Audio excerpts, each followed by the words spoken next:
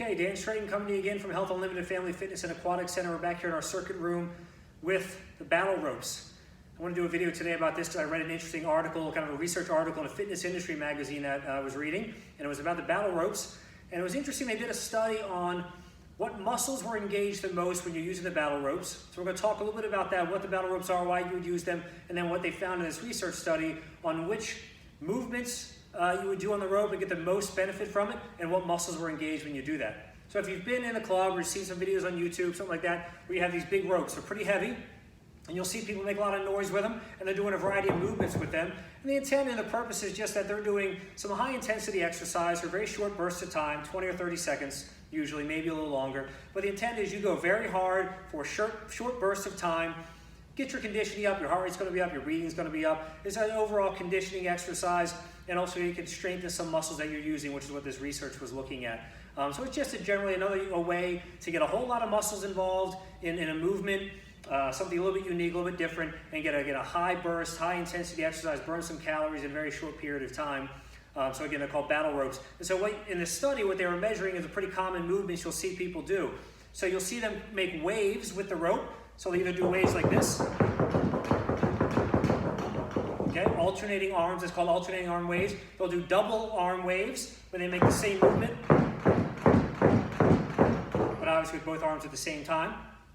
Then you have slams, so you have double arm slams in which you kind of squat down and create a lot of movement out of that and slam the rope down on the ground, obviously. They were doing in the study, they just had a single arm wave, where I never moved the other arm at all. And then the last movement they measured was a outside arm circles.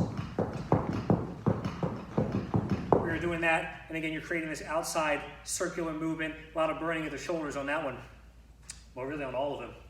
So what they found was the muscles that they measured in this study, they looked at some of the muscles in your thighs, your main abdominal muscles here, erector spinae muscles in the back of your spine, gluteus maximus, your shoulders, and also the muscles in some of your hands, some grip strength muscles. All right, so basically we're looking at some core muscles, your glutes, your thighs, and your shoulders. And they had hooked up some electrodes to those so they could measure electrical activity of those muscles to see what muscles were working when. So what they found was the exercises that engaged the most muscles and in the most aggressive way were the double arm movements. So the double arm slams and the double arm waves. So if I'm doing the double arm wave here, or the double arm slam, I'm not only engaging the most muscles, but those are the exercises that also engage what I would consider the most important muscles to engage with these exercises, which are they engage your abdominal muscles, kind of what they were measuring was the rectus abdominis muscle, those muscles along your spine, and your gluteus maximus. Those three areas were the most active doing those two movements with the battle rope, which would make sense, particularly with the slams, but as you can see, I'm getting a lot more muscles involved. I'm literally squatting down, driving up, creating a lot of power, and coming back down. So I have a lot of involvement there, my lower body, my core, my arms, a little bit of everything involved. So the double arm slams and the double arm waves